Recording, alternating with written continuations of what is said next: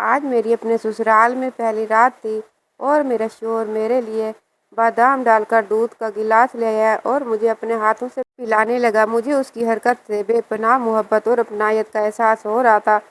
وہ گلاس پی کر مجھے سکون سا محسوس ہونے لگا اور نیند آ گئی۔ لیکن صبح جب میری آنکھ کھلی تو میں نے دیکھا کہ میرے پاؤں پر دوپٹہ بندھا ہوا تھا۔ مجھے بے حد حیرانی ہوئی کہ یہ سب کیا ہے۔ ایسی عجیب حرکت میرے ساتھ پہلے کبھی نہ ہوئی تھی۔ ابھی میں انہی سوچوں میں بیٹھی تھی کہ دانیال کمرے میں داخل ہوا اور دوپٹے کی جانب حیرانگی سے دیکھتے ہوئے بولا کہ یہ کیوں باندھا ہوا ہے، پاؤں میں درد ہے کیا؟ میں نے الجھی ہوئی نظروں سے اس کی جانب دیکھا اور بولی کہ نہیں پتہ یہ کیسے بندھ گیا ہے۔ اس نے کہا شاید نیند میں باندھا ہو۔ خود ہی اس کی بات پہ خاموش ہو گئی کیونکہ اکثر انسان نیند میں ایسی الٹی سیدھی حرکت کر لیتا ہے۔ وہ میرے پاؤں سے دوپٹہ کھولتا وہاں سے چلا گیا۔ تبھی میں نے دیکھا کہ اس کا بیٹا فیصل دروازے کے باہر کھڑا مجھے دیکھ رہا ہے، لیکن جیسے ہی میری نظر اس پر پڑی وہ وہاں سے بھاگ گیا۔ اس کی نظریں مجھے بہت عجیب سی لگتی تھیں۔ اس کے جاتے ہی مجھے ماضی کا وقت یاد آ گیا جب اس شخص نے مجھے میری ساری خامیوں کے ساتھ قبول کیا تھا۔ میرا نام نازیہ ہے۔ میرے دکھ اس وقت شروع ہوئے جب مجھے میری زندگی کی بہت بڑی خوشی ملنے والی تھی، لیکن وہ خوشی کیسے مل رہی تھی وہ ایک الگ کہانی ہے۔ آج میں ماں بننے والی تھی۔ میں نے اپنی اماں کے آگے ہاتھ جوڑ دیے اور کہا کہ خدا کے لیے مجھے میرے بچے کی ایک جھلک ضرور دکھانا۔ میری ماں نے ایک مسکراہٹ کے ساتھ ہاں میں سر ہلایا اور میرے سر پر ہاتھ رکھ کر دعا دی۔ تھوڑی ہی دیر بعد اللہ نے مجھے اولاد جیسی نعمت سے نوازا۔ تکلیف اتنی زیادہ تھی کہ میں نیم بے ہوش ہو چکی تھی، لیکن آخری آواز جو میرے کان میں پڑی تھی وہ ایک بچے کے رونے کی تھی۔ ہاں، میرے اپنے بچے کی چیخ کی آواز، لیکن اس وقت مجھ میں اتنی ہمت نہ تھی کہ میں اپنے بچے کو دیکھ سکوں۔ نہ جانے کتنے گھنٹے سونے کے بعد جب میری آنکھ کھلی تو میں نے اپنی ماں کو سراہنے بیٹھے پایا۔ میری آنکھیں پورے کمرے میں اس ننھے وجود کو تلاش کرنے لگی تھی جسے میں نے اپنے کوکھ سے جنم دیا تھا، لیکن جب مجھے اس کی جھلک نہ دکھائی دی تو میں نے اماں سے پوچھا کہ میرا بچہ کہاں ہے۔ پہلی بار پوچھنے پر تو وہ خاموش رہی، مگر جب میں نے دوسری مرتبہ پوچھا تو وہ بے افسردہ سے چہرے کے ساتھ بولی کہ تیرا بچہ مرا ہوا پیدا ہوا تھا۔ اس کی بات سنی تھی کہ میرے پورے جسم پر جیسے قیامت برپا ہو گئی تھی۔ میں ایک دم چلا اٹھی اور بولی کہ آپ جھوٹ بول رہی ہیں، ایسا نہیں ہو سکتا۔ میں جانتی ہوں آپ لوگوں نے میرے بچے کے ساتھ کچھ غلط کیا ہے، لیکن اماں نے مجھے کسی بات کا جواب نہ دیا۔ میں روتی رہی، چلاتی رہی، لیکن اس چیخ و پکار میں اچانک نہ جانے کس نے میرے بازو میں ایک سوئی چبھو دی۔ شاید وہ کسی نشے کا انجیکشن تھا۔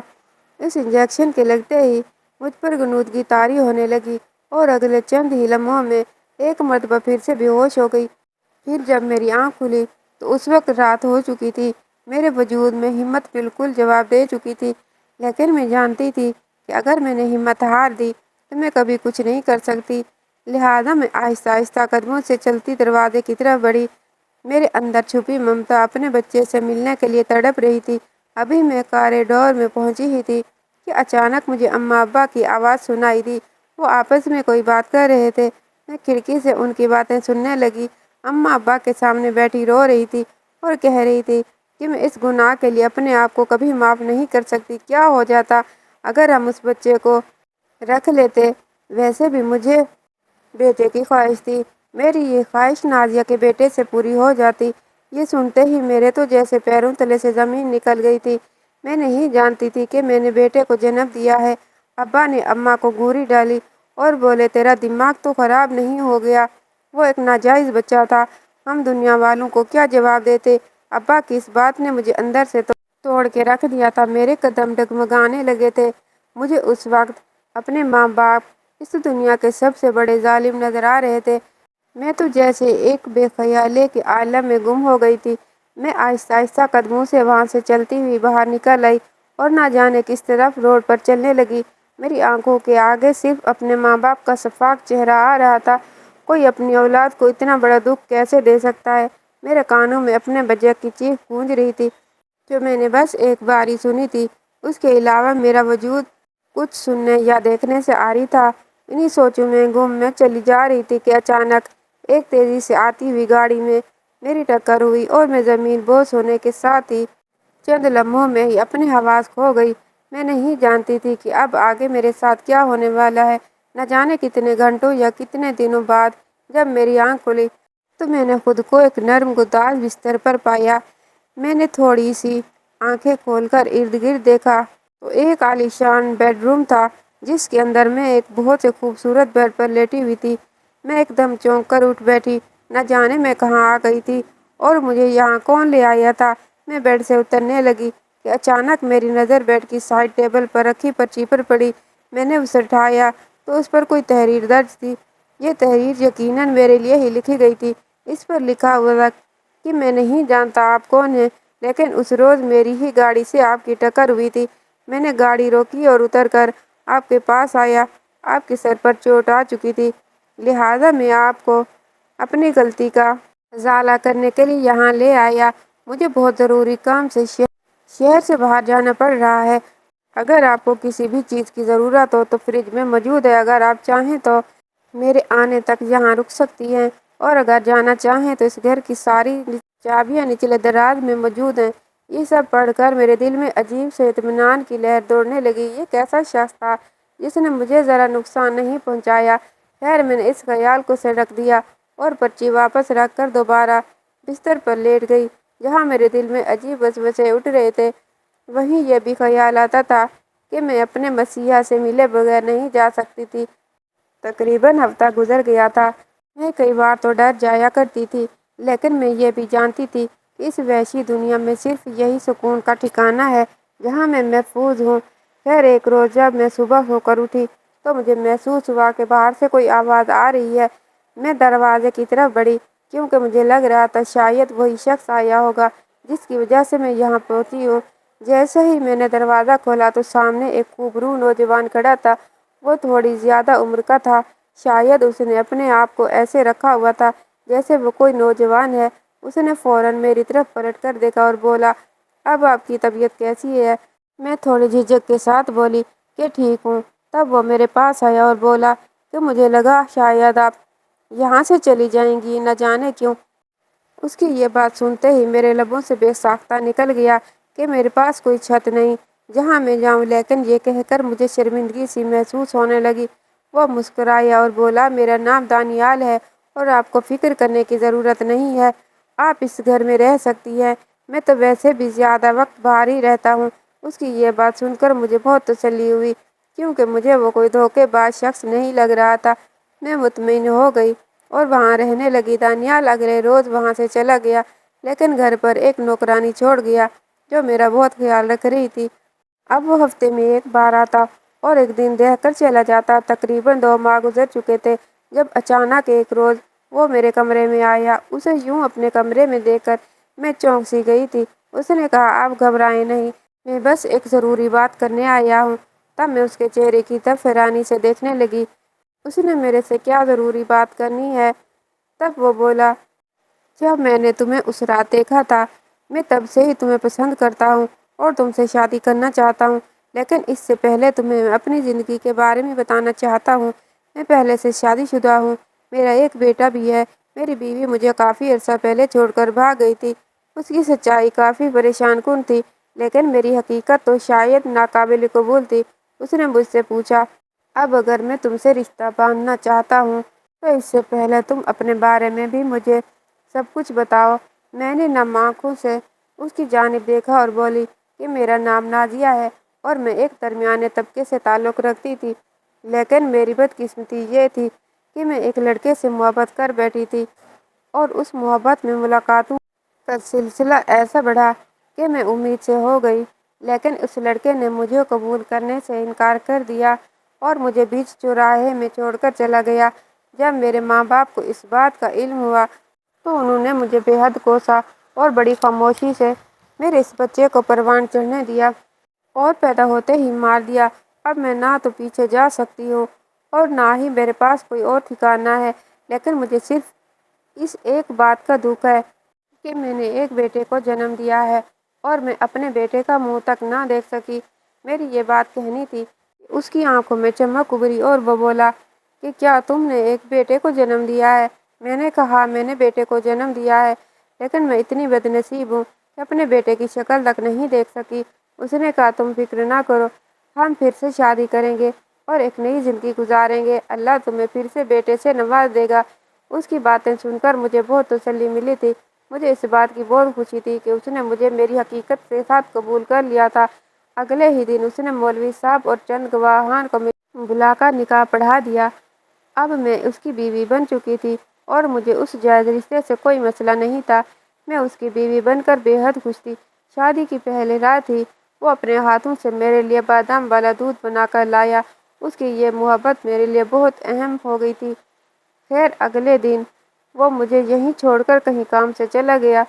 میرے پاس موجود مستقل ملازمہ میرا بہت خیال رکھتی تھی، لیکن ایک بیوی کو ملازموں سے زیادہ اپنے شوہر کی ضرورت ہوتی ہے۔ خیر وہ ہر ہفتے آتا اور میرے ساتھ ایسا پیار بھرا وقت گزارتا کہ میں سب سے گلے شکوے بھول جاتی۔ اس سب میں ایک چیز تو مجھے بہت انتہائی غیر معمولی لگتی تھی، وہ یہ تھی کہ ملازمہ مجھے ہر رات دودھ کے گلاس میں بادام ڈال کر دیا کرتی تھی۔ ایک دن جب دانیال وہ گلاس لایا تو میں نے اس سے پوچھا کہ یہ دودھ روز پینا ضروری ہے؟ تب اس نے میری جانب بڑی ہی محبت سے دیکھا اور بولا، ہاں یہ تمہارے لیے بہت ضروری ہے تاکہ تم صحت مند رہو اور ہمارا بچہ بھی صحت مند پیدا ہو۔ اس کی اس بات نے مجھے بہت خوشی دی تھی۔ وقت ایسے گزرتا جا رہا تھا اور اللہ کی کرنی ایسی ہوئی کہ کچھ ہی دنوں میں حاملہ ہو گئی۔ اب تو دانیال میرا کچھ زیادہ ہی خیال رکھنے لگا تھا اور ہمیشہ مجھ سے بیٹے کی ہی خواہش کرتا۔ ایک روز میں اس کے پاس بیٹھی ہوئی تھی جب وہ بولا کہ ہمارا بیٹا بہت خوبصورت ہوگا۔ تب میں نے کہا، بیٹا ہی کیوں، بیٹی بھی تو ہو سکتی ہے۔ میری بات سن کر وہ مسکرایا اور میری طرف دیکھتے ہوئے بولا کہ میں چاہتا ہوں کہ ہمارا بیٹا تمہاری طرح خوبصورت ہو تاکہ ہماری اگلی نسل خوبصورت ہو جائے۔ اس کی بات سن کر میرے چہرے پر مسکراہٹ آ گئی۔ اس کے اچھے موڈ کو دیکھتے ہوئے میں نے اس سے اپنے دل کی بات بھی کہہ ڈالی۔ میں نے اس سے کہا کہ میں اس گھر میں بہت زیادہ تنہائی محسوس کرتی ہوں۔ میں چاہتی ہوں کہ تم مجھے اپنے ساتھ لے جاؤ۔ پہلے وہ بہت خاموش ہو گیا اور پھر بولا کہ میں تمہیں اپنے ساتھ حویلی لے جاتا ہوں، لیکن وہاں پر تم کسی کو یہ نہیں بتاؤ گی کہ تم میری بیوی ہو۔ یہ سن کر میں پریشان ہو گئی کہ میں یہ بات کسی سے کیوں چھپاؤں گی۔ تو اس نے میری جانب بے پناہ محبت سے دیکھا اور اپنے دونوں ہاتھوں سے میرا چہرہ تھام کر بولا کہ ابھی ہم کسی کو نہیں بتائیں گے کہ ہمارا رشتہ کیا ہے، لیکن آہستہ آہستہ جب سب تمہیں پسند کرنے لگیں گے تو میں خود یہ بات سب کو بتا دوں گا۔ اس بات پر میرے چہرے پر مسکراہٹ آ گئی اور میں خاموش ہو گئی۔ میرے لیے یہی کافی تھا کہ وہ مجھے اپنے گھر لے جا رہا تھا، اپنی اصل چھت تلے۔ اسی روز ہم نے تیاری کر دی تھی اور اگلے ہی دن اس کے گھر پہنچ گئے۔ ایک لمبا سفر طے کرنے کے بعد آخر کار ہم اس عالیشان حویلی کے سامنے جا رکے جس کا دروازہ گارڈ نے کھولا۔ حویلی کی شان و شوکت پر سے نظریں ہٹانا میرے لیے مشکل تھا۔ گاڑی اندر داخل ہوئی تو میں اس گھر کو دیکھ کر اور حیران ہو گئی۔ وہ گھر نہیں بلکہ کوئی محل تھا، ہاں سپنوں کا محل، وہ محل جو لڑکی اپنے خوابوں میں دیکھا کرتی ہے۔ وہ اسی حیرانی کے عالم میں گاڑی سے اتری۔ دانیال بھی میرے ساتھ ہی تھا۔ ہم دونوں حویلی کے اندر داخل ہوئے۔ اندر کا منظر اور بھی سحر انگیز تھا۔ وہ حویلی واقعی کسی بادشاہ کا گھر معلوم ہو رہی تھی۔ دانیال نے اندر آ کر مجھے اپنی ماں اور اپنے بیٹے سے ملوایا۔ اس کی ماں نے مجھے بس سلام کیا اور سرسری سا حال احوال پوچھ کر اندر چلی گئی، اور اس کا بیٹا تو دور سے ہی مجھے سلام کرتا دوسری طرف منہ کر کے یوں چلا گیا جیسے وہ مجھ سے ناراض ہو۔ مجھے اس کا رویہ بہت عجیب لگا اور دانیال بیٹا تو مجھے اور بھی زیادہ مشکوک لگ رہا تھا کیونکہ اس کی عمر مجھ سے بھی 2 سال بڑی تھی اور دانیال 40 سال کا تھا۔ پھر اس کا اتنا بڑا بیٹا کیسے ہو سکتا تھا؟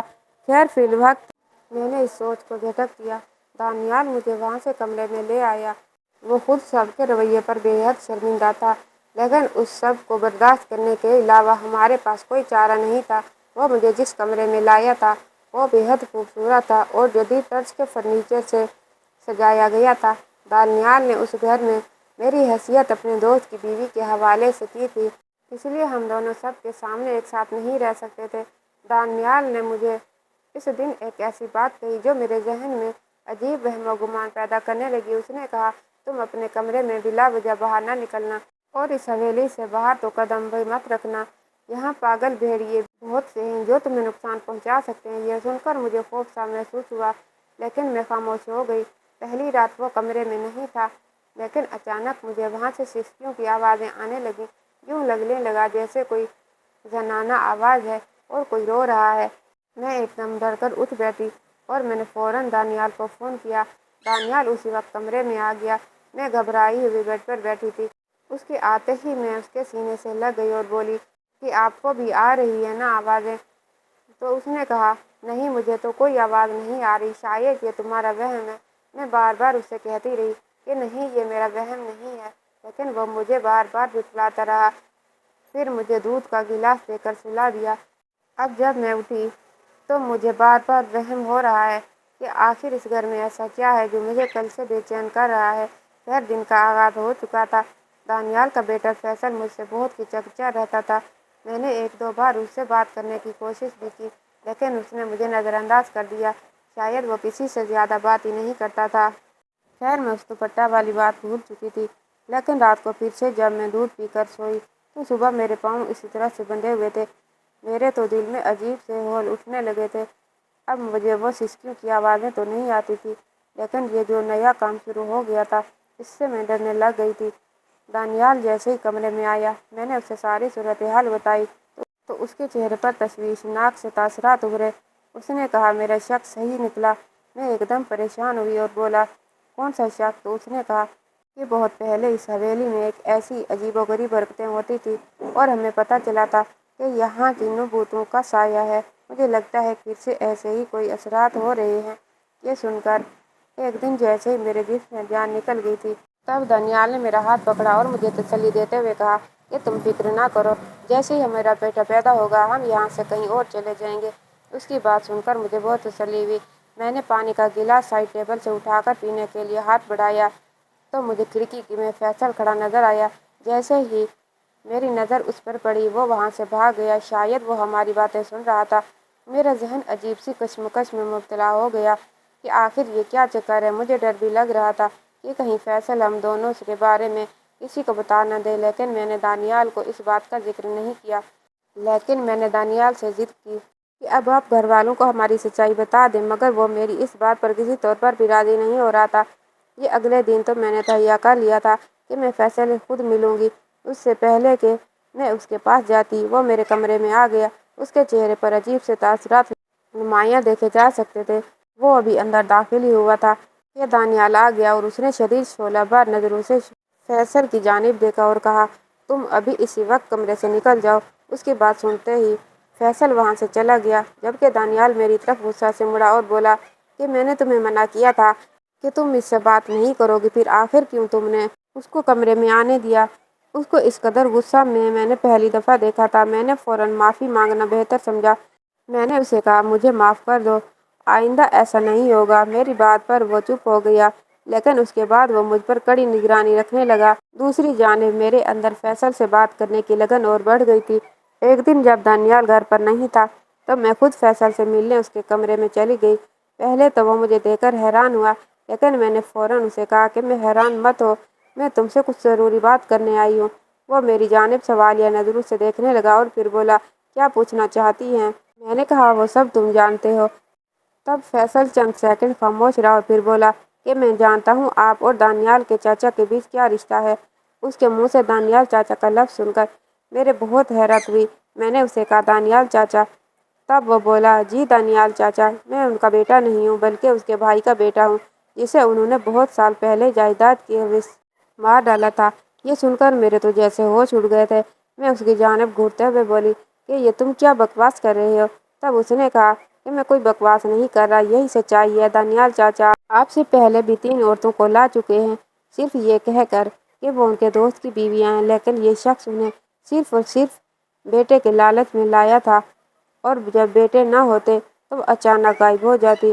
कोई नहीं जानता वो कहाँ है, लेकिन एक बात है कि रात के वक्त हवेली में किसी को भी कमरे से बाहर निकलने की इजाज़त नहीं है। मैंने कहा, मैं कैसे यकीन कर लूँ तुम्हारी बातों का? तब उसने कहा, अगर यकीन ना आए तो आज रात कमरे से निकल कर देख लेना, फिर दानियाल चाचा का रवैया ये मेरे सब सवालों का जवाब दे देगा।